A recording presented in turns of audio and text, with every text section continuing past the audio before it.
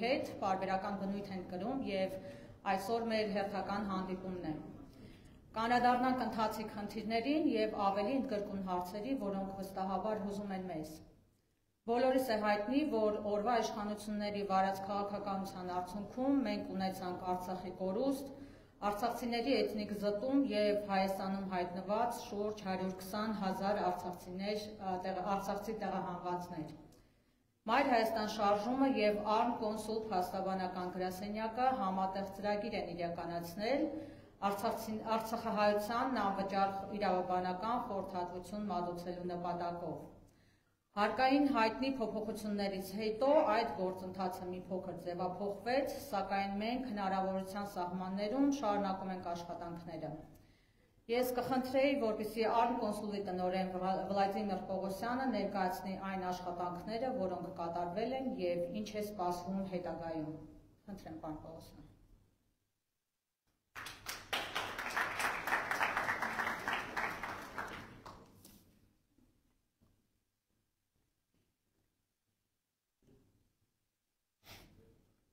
Բարև ձեզ, սիրելի հայրենակիցներ, հարգելի արցախցիներ, ինչպես շատերդ գիտեք, 2024 թվականի հունիսից Մայր Հայաստան շարժման հետ կնքվեց հուշագիր, որի շրջանակներում շուրջ 6 ամիս Արցախից բռնագաղթված մեր հայրենակիցների հետ իրականացվում էր անվճար իրավաբանական օգնության տրամադրման խնդիրներ, խորհրդատվություն, ինչպես նաև։ Ցանկանում եմ ուրախությամբ տեղեկացնել, որ այս ծրագրի շրջանակում շուրջ 900 արցախցիների, որոնցից արցախցիների տրվել է իրավական օգնություն, իրավաբանական խորհրդատվություն, շուրջ 75%-ը նման խորհրդատվության դրական լուծում է ստացել, այս արդյունքում մեր համատեղ աշխատանքի ներգրաված մասնագետների եւ շահառուների վստահության արդյունքն է։ Մեզ առավել հաճախ դիմել են հետևյալ հարցերով. անձը հաստատող հաստատքների վերականգնման, 40+10 աջակցության ծրագրերի շահառու լինելու հարցերով, կենսաթոշակների ու աշխատանքային ստաժի վերականգնման եւ բազում այլ խնդիրներով։ Ինչպես հայտնի է, քաղաքացիական անձանց 2023 թվականի սեպտեմբերյան թոշակների վճարումների գործընթացն արդեն մեկնարկել է։ Հիմք ընդունելով ընթացիկ զարգացումները, լիահույս ենք, որ առաջիկայում 2023 թվականի սեպտեմբեր ամսվա զինվորականներին արդեն չվճարված թոշակների հարցը եւս վերջնականապես կլուծվի։ Որպես փաստաբանական գրասենյակ, մեր պարտքն ենք համարել բարձրաձայնել այն առաջնահերթ խնդիրները, որոնք հրատապ լուծում են պահանջում։ Դրանք համապարփակ ներկայացվել են Հայաստանի Հանրապետության վարչապետին եւ այլ պատկան մարմիններին, սակայն ցավով պետք է նշեմ, որ ներկայումս լիազոր մարմիններից ստացած պատասխանը կամ հակասական է, կամ առհասարակ բացակայում է։ Նույնիսկ մեր կրկնակի գրավոր դիմումներից հետո հստակ պատասխաններ դեռևս չենք ստացել։ Այժմ մեկ կարևոր տեղեկություն։ Ուրախ եմ տեղեկացնել, որ հունիսի 16-ից մենք փորձում ենք վերսկսել անվճար իրավական խորհրդատվության մեր ծրագիրը։ Մեր նպատակն է իրավական դաշտում հնարավորինս պաշտպանել մեր հայրենակիցների իրավունքներն ու գտնել առկա խնդիրների լուծումները։ Հասկանալի է, որ շատերդ կմտածեք, ինչու ծրագիրը ժամանակավորապես դադարեցվեց, հակիրճ ներկայացնեմ։ Դա պայմանավորված էր Հայաստանի Հանրապետության նոր հարկային օրենսդրությամբ։ Փաստաբանական ծառայությունների նախկին 5% հարկը դարձել է 38%, ինչը լուրջ ֆինանսական բերք ստեղծել ոչ միայն մեր գրասենյակի, այլև մեզ դիմաց բազմաթիվ քաղաքացիների համար։ Սակայն այդ ժամանակահատվածում մենք ոչ թե դադարեցրինք, այլ վերանայեցինք մեր հնարավորությունները, վերակազմակերպվեցինք եւ նոր եռանդով պատրաստ ենք շարունակել։ Իհարկե, մենք ձեզ լրացուցիչ կտեղեկացնենք դրա հետ կապված։ Այժմ արցախցիների ինքնակազմակերպման հրամայականի հնարավորությունների մեխանիզմների մասին։ Այսօր մենք կանգնած ենք մի իրականության առջև եւ պատմական, քաղաքական եւ մարդկային դժվարագույն մարտահրավերների պայմաններում արցախցիները կորցրել են ոչ միայն իրենց տարածքը, բնակավայրը, այլ այն համակարգված կառավարման ձևաչափը, որը մինչ այժմ կազմակերպվում էր իր հավաքական կյանքը։ Մեր հայրենակիցները ցրված Հայաստանի ամբողջ տարածքում եւ աշխարհի տարբեր երկրներում կանգնած են իրարից մեկուսացվածության, իրավական անորոշության եւ սոցիալական մենակության առջեւ։ Եվ այս ծանր իրավիճակում անուրանալի է այն ճշմարությունը, որ յուրաքանչյուր ժողովուրդ, յուրաքանչյուր հանրություն ինքնապահպանման բնազդով ձգտում է ինքնակազմակերպման եւ ինքնակառավարման։ Պետությունն էլ հենց այդ ինքնակազմակերպման ու ինքնակառավարման բարձրագույն իրավասահմանադրական ձևն է, որը ձևավորում է որոշակի տարածքի, ազգաբնակչության եւ կառավարման ենթակառուցվածքների միջոցով։ Սակայն այսօր Արցախի ժողովրդի համար այս երեք հնարավոր պայմանները խախտված են։ Տարածքը իր սահմաններում բռնազավթված է, ազգաբնակչությունը ցրված է իր հայրենի հողից դուրս, կառավարման ենթակառուցվածքները փաստացի չեն գործում եւ զրկված են ազդեցությունից։ Սակայն այս իրավիճակը որքան էլ դաժան չի կարող եւ չպետք է խոչընդոտի մեր ժողովրդի կամքը ինքնակազմակերպելու նոր պայմաններում, նոր ձևաչափով։ Եվ հենց այստեղ է, որ մեր ժամանակների տեխնոլոգիական առաջընթացը մեզ տալիս է նոր հնարավորություններ ստեղծելու վիրտուալ թվային հարթակներ, որոնք կարող են ծառայել որպես ժամանակակից կազմակերպման եւ ինքնակառավարման գործիքներ։ Մենք առաջարկում ենք ստեղծել միասնական թվային համակարգ, որը կապահովի արցախցիների ներկայությունը վիրտուալ տարածքում որպես թվային ինքնություն, որը կմիավորի աշխարհով մեկ սփռված արցախցիներին, որը կհաստատի տնտեսության, տնտեսական, կրթական, իրավական, մշակութային մեխանիզմներ, հավաքական հիշողության ու ինքնության պահպանման վերականգնման համար։ Այս ամենը դարձնում է ինքնակազմակերպումն ու ինքնակառավարումը ոչ միայն տեսություն, այլ կոնկրետ կենսագործուն համակարգ։ Այս համատեքստում Արմկոնսո փաստաբանական գրասենյակը պատրաստակամություն է հայտնում ստանձնելու արցախցիների իրավական խնդիրների լուծման առաքելությունը, բնականաբար ես քիչ առաջ ասեցի, մենք կտեղեկացնենք այդ ձևաչափերը եւ դուք կծանոթանաք դրա հետ կապված։ Մինչև թվային հարթակների վերջնական ձևավորումը ու գործարկումը մենք առաջարկում ենք իրականացնել նաև այցեր, մարզային այցեր, հանդիպել հայրենակիցների հետ, տեղում լսել նրանց մտահոգությունները, արձանագրել իրավական խնդիրները, ապահովել անհրաժեշտ խորհրդատվություն եւ աջակցություն տեղում։ Սա հնարավորություն կտա հստակ պատկերացում ունենալ արցախցիների աշխարհագրական տեղաբաշխման մասին, համակարգել նրանց խնդիրները եւ համապատասխան արձագանք տալ, ստեղծել նոր կառավարման մեխանիզմներ եւ վերջապես նախապատրաստել ապագային, որտեղ միասնական հավաքականության շնորհիվ կրկին կձևավորենք մեր ազատ եւ անկախ Արցախը։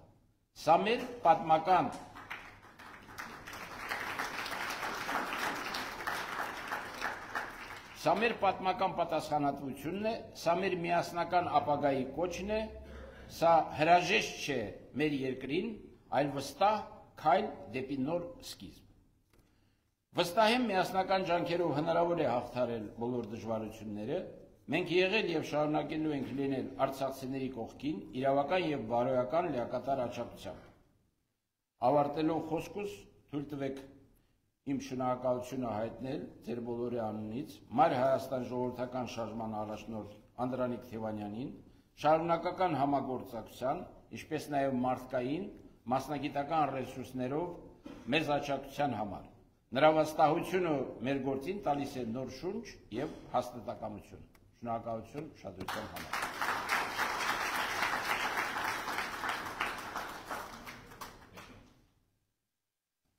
Շնորհակալություն պարոն Բողոքյան։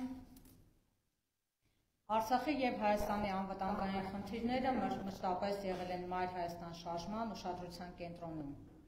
Մեր քաղաքական դիրքորոշումը հայտնի է եւ հստակ։ Աշխարհում մեր շուրջը եւ Հայաստանի ներսում տեղի ունեցող իրադարձությունները շարունակում են լրջորեն մտահոգել բոլորիս։ Մայր Հայաստանի տեսակետներն Արցախահայության խնդիրների, մեր երկրի անվտանգային հարցերի վերաբերյալ կներկայացնի շարժման առաջնորդ Անդրանիկ Թևանյանը։ Խնդրեմ, պարոն Թևանյան։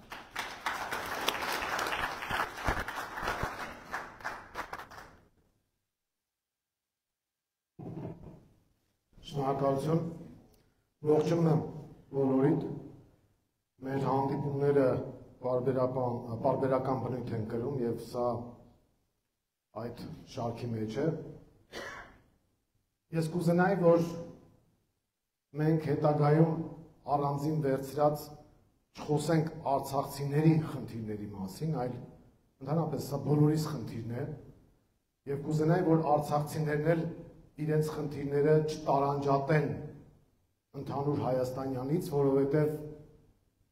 այնպես է ստացել, որ հիմա մենք ունենք Արցախ այս պահին և արդեն բոլորս պետք է հայաստանյան, հայաստանակենտրոն մտածելակերպով շարժվենք առաջ և հասկանանք, որ առանձին վերցրած արցախցիների խնդիր չի այն ինչ որ մենք հիմա ունենք, այլ բոլոր հայաստանցիներիս խնդիրն է և արցախցիներն էլ պետք է իմանան, որ Հայաստանի բոլոր խնդիրները իրենց են նաև վերաբերում և այդ խնդիրները լուծելով է, որ կկարողանանք բոլորիս հուզող հարցերի պատասխանները ստանալ։ Այն ինչ որ հիմա կատարվում է և Հայաստանի հետ և աշխարհում տիրող իրավիճակը, որ մենք հիմա տեսնում ենք, ես կանվանեի Թիթեռնիկի այն հայտնի էֆեկտ ձևակերպմամբ և եթե մի փոքր հետ գնանք, ապա կտեսնենք, որ փոքր համակարգերը իրենց գլոբալ ազդեցությունն են թողել աշխարհի վրա։ Տվյալ դեպքում փոքր համակարգը Արցախն է։ Այն ինչ որ հիմա աշխարհում տեղի է ունենում, նաև Արցախյան պատերազմի հետևանքներից մեկն է։ Թվում է, թե մենք ազդեցություն չենք կարող ունենալ աշխարհի վրա, որովհետև փոքր ենք, բայց մենք էլ մեր մասով ենք ունեցել, տվյալ դեպքում վատ իմաստով ենք ունեցել, և սրա պատճառը Հայաստանի այսօրվա իշխանության վարած քաղաքականությունն է, որը տապալեց Արցախի բանակցային գործընթացը և որի արդյունքում մենք ստացանք պատերազմ, Հայաստանի իշխանության վարած քաղաքականության արդյունքում Արցախը հայտնվեց շրջափակման մեջ, դա 22 թվականի հոկտեմբերի 6-ից հետո էր, երբ որ Պրահայում որոշում կայացվեց այսպես կոչված միջնորդների օգնությամբ այդ Շարլ Միշել, Մակրոն և այլն, Էրդողան, իրանց միջոցով Նիկոլ Փաշինյանը համաձայնություն տվեց Արցախը դիտարկել որպես Ադրբեջանի մաս, դրան հաջորդեց շրջափակումը, դրան հաջորդեց արդեն արցախցիների էթնիկ զտումը։ Այս գործընթացները, պատերազմական գործողությունները որոշակիորեն աշխարհաքաղաքական բալանսի փոփոխության հանգեցրեցին և այն ինչ որ մենք հիմա տեսնում ենք աշխարհում, դա կլինի ռուս-ուկրաինական կամ արևմուտք-Ռուսաստան հակամարտություն, դա կլինի Իրան-Իսրայել հակամարտություն, դա կլինի գլոբալ ճգնաժամ Սիրիայում, որը մենք տեսանք, այս ամեն ինչի հետ նաև փոխկապակցված էր, բայց սա ոչ թե պետք է ձևակերպել, որ այս ամեն ինչը պետք է տեղի ունենար, դրա համար Արցախի հարցերը լուծեցին, այսինքն Հայաստանի իշխանությունը մեղավոր չէ, այլ ճիշտ հակառակը, Հայաստանի իշխանության մեղավորությամբ տեղի ունեցավ այն ինչ որ մենք տեսանք Արցախում և որը հանգեցրեց հետագա գործընթացների, տվյալ դեպքում Թուրքիայի ուժեղացմանը, որը արդեն սկսեց աշխարհաքաղաքական խաղացող դառնալ մեր տարածաշրջանում բավական ակտիվ ձևով, դրան հաջորդեց արդեն Սիրիայում Թուրքիայի գործողությունը, դրան հաջորդեց արդեն Արևմուտքի վարքագիծը, որը բերեց նաև Ռուսաստան-Ուկրաինայի հետ հակամարտությանը, այսինքն սրանք փոխկապակցված են, աշխարհը այսօր այնքան է փոքրացել, որ փոխկապակցված են և Արցախը փաստորեն այս ամեն ինչի սկզբում էր կանգնած եւ այդ Թիտեռնիկի էֆեկտը որ կա, հենց Արցախով պետք է պայմանավորել եւ հայտնի աշխարհաքաղաքական վերլուծաբանները միշտ նշել են, որ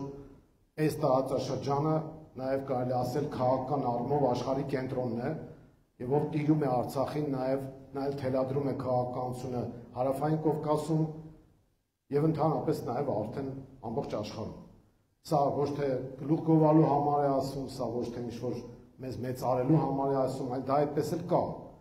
Շուշիի բարձունքը վերահսկում է ամբողջ Կովկասյան տարածաշրջանը։ Եվ մենք այդ կորուստը երբ որ ունեցանք, արդեն ստացանք այն հետագա կորուստները, որը մեզ այսօր հանգեցրել է նրան, որ մենք խոսում ենք արցախցիների սոցիալական խնդիրներից, 40+10 ծրագրից, ցավալիորեն, այսինքն այս օրին ենք ընկել, մենք ունեինք անկախ Արցախ եւ դե ֆակտո կայացած պետություն, իսկ այսօր խոսում ենք արցախահայերին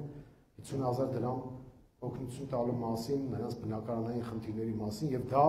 ես ուզում եմ որ մենք դա հստակ ֆիքսենք, որ Հայաստանի այսօրվա իշխանության վարած քաղաքականության հետևանք է, ուրիշ տարբերակ չկա սրա բացատրության։ Հիմա այն ինչ որ ես սկզբում ասեցի, որ մենք պետք է Հայաստանակենտրոն տրամաբանությամբ շարժվենք, որպեսզի եւ կարողանանք Արցախահայության վերադարձի իրավունքի հարցը դնել օրակարգում եւ կարողանանք Հայաստանի անվտանգության խնդիրները լուծել եւ կարողանանք մեր սոցիալական բարեկեցության հարցերը լուծել։ Այս առումով մենք պետք է գնահատական տանք այն ներքաղաքական զարգացումներին հայաստանյան, որը կա եւ տեսնենք թե ինչ լուծումներ կան։ Ուրեմն Հայաստանի իշխանության մոտիվացիան պետք է շատ հստակ ներկայացնել մեր ժողովրդին։ Կոնկրետ Նիկոլ Փաշինյանը եւ իր նեղ շրջապատը սեփական անձի անվտանգության հարցն են լուծում, իրենք հասկանում են, որ այն ինչ արել են, այն ինչ բերել են Արցախի գլխին, Հայաստանի գլխին, դա շատ լուրջ հետևանքներ է առաջացնելու իրենց համար, իրավաքաղաքական հետևանքներ։ Եվ հիմա իրենց փրկության հարցն են լուծում։ Խոսքս քաղաքացիական պայմանագրի լայն շրջանակների մասին չի։ Խոսքս Նիկոլ Փաշինյանի իր ընտանիքի եւ շատ նեղ շրջապատի մասին է, որոնց շահերը հակադրվում են ինչպես Հայաստանի, այնպես էլ նույն քաղաքացիական պայմանագրի լայն շրջանակների շահերի հետ, որովհետեւ նրանք հաստատ չեն ուզում Հայաստանը դարձնել մանրադրամ։ Այլ հարց է, որ կարող է միամտաբար, սրիկայաբար կամ այլ հաշվարկներից ելնելով ծառայում են այսօրվա իշխանությանը, բայց լայն իմաստով Նիկոլ Փաշինյանին իր նեղ շրջապատով պետք է տարանջատել ամբողջ Հայաստանից։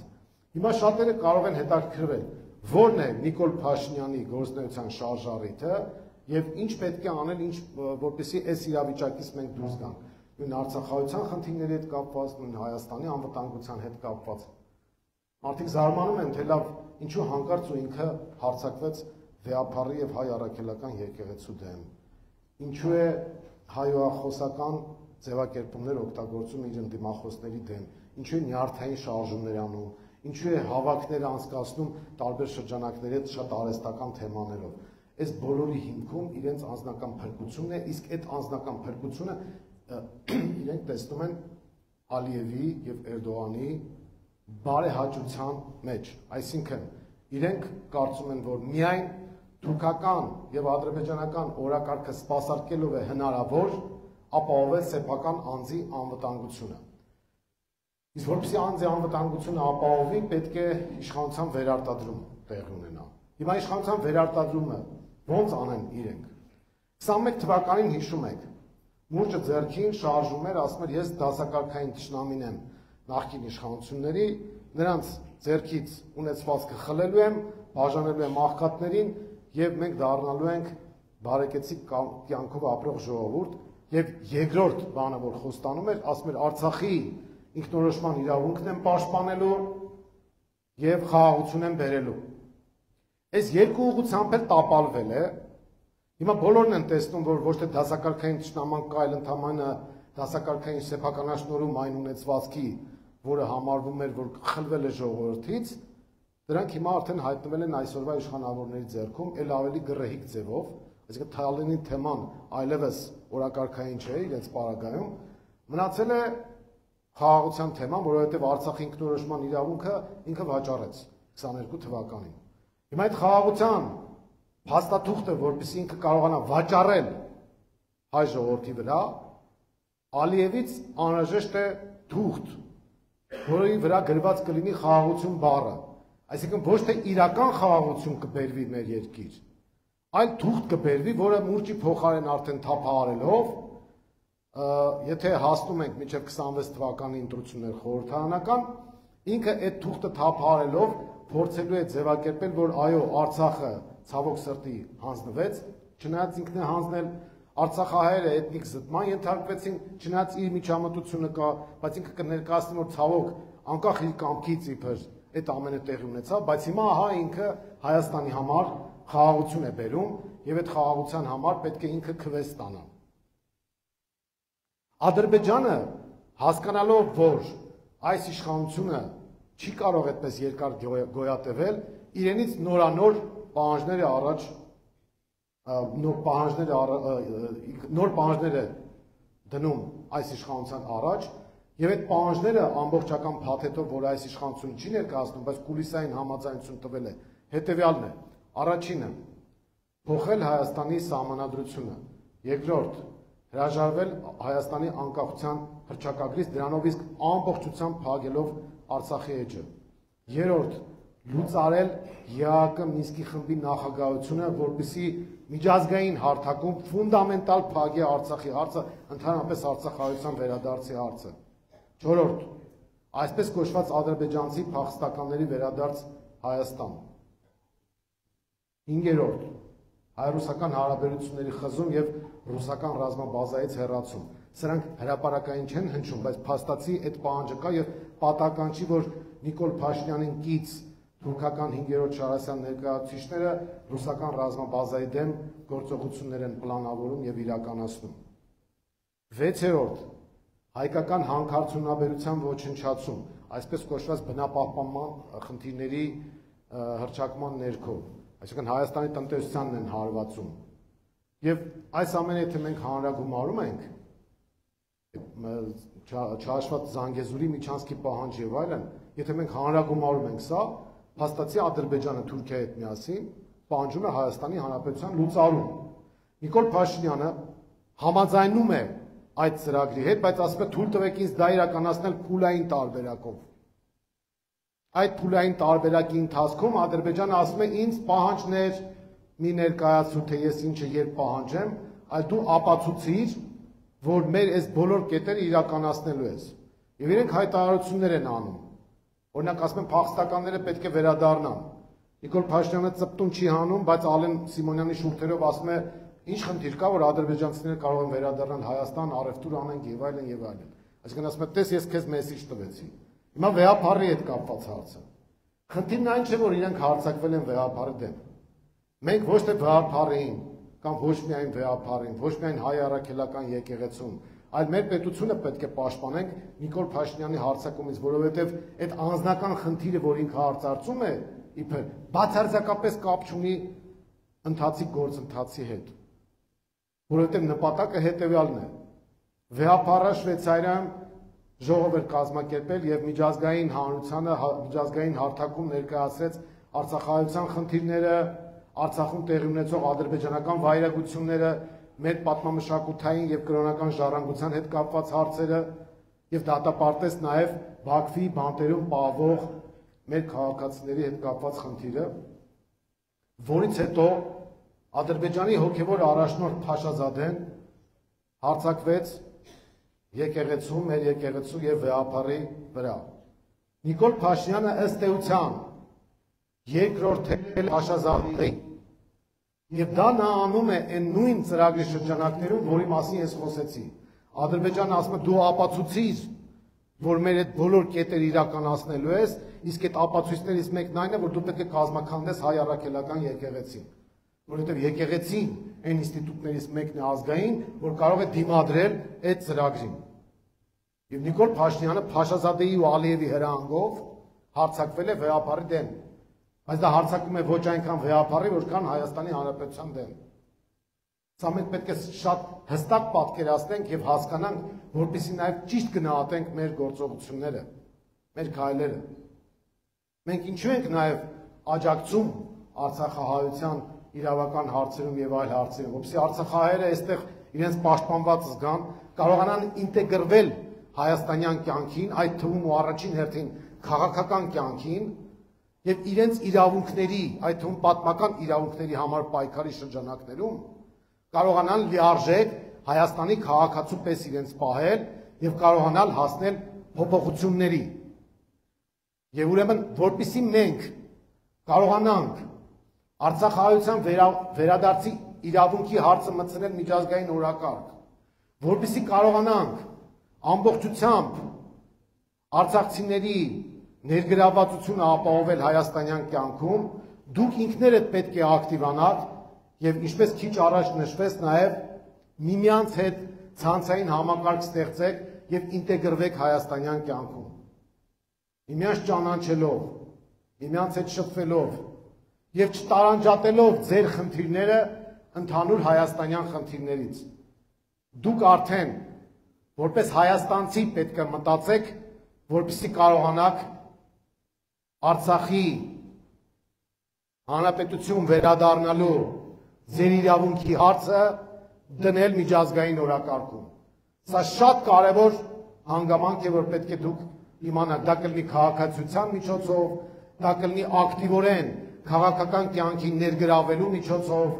այլ տարբերակ չկա։ Արցախահայերը, ինչպես նաև Հայաստանի Հանրապետության բոլոր բնակավայրերի քաղաքացիները պետք է մեկ միասնական օրակարգ ունենան։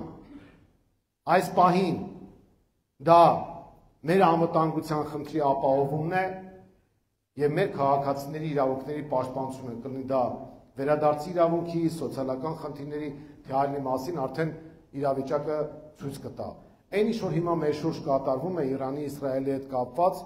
կամ Ռուսաստան-Ուկրաինա պատերազմի մասով, ակնհայտ է թե մեր շահերը որտեղ են։ Այստեղ ամենևին էլ համակրանք հակակրանքի մասին չէ խոսքը։ Այստեղ մեր քաղաքական շահի մասն է խոսքը։ Եթե մենք նայում ենք քարտեզին եւ հաշվի ենք առնում այն իրավիճակը, որի մեջ մենք հայտնվել ենք,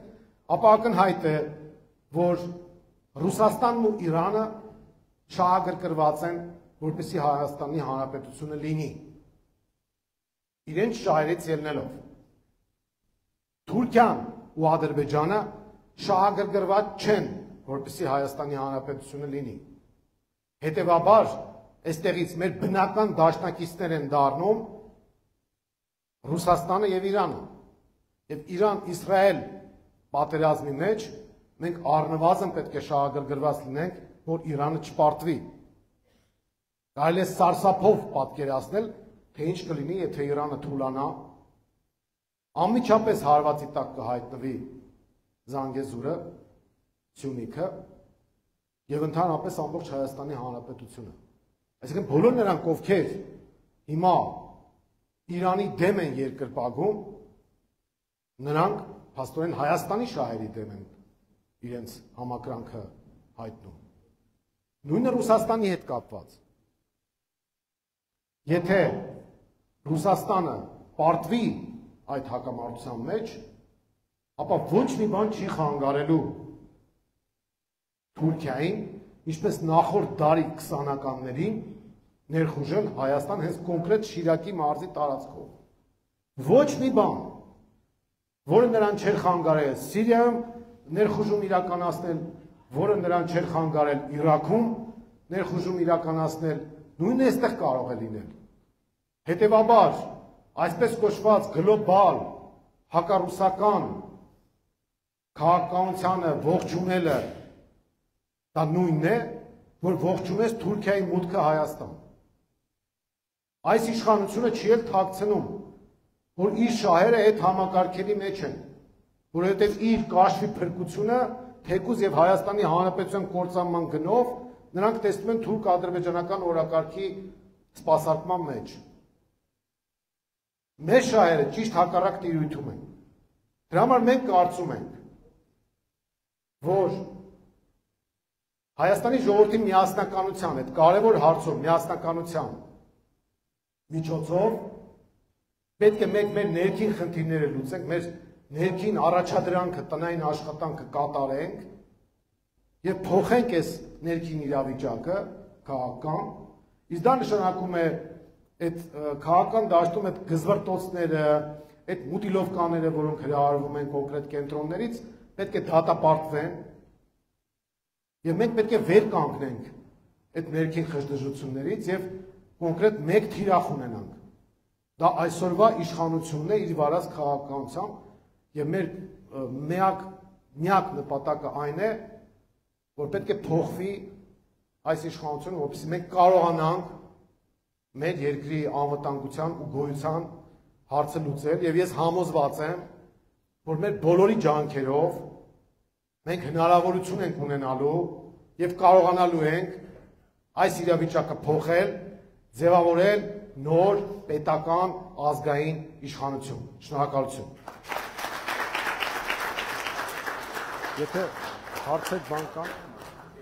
Եթե հարցեր կան կամ ռեպլիկների կարգով եւ կամ առն կոնսուլի գործունեության հետ կապված, եթե ունեք այդ հարցերը կարող եք տալ, եթե ոչ, ես շնորհակալ եմ, որ մասնակցեցիք եւ մեր հանդիպումները կրկնեմ պարբերական բնույթ են ունենալու եւ պարոն Պողոսյան, խնդրեմ հայտարարություն անեք։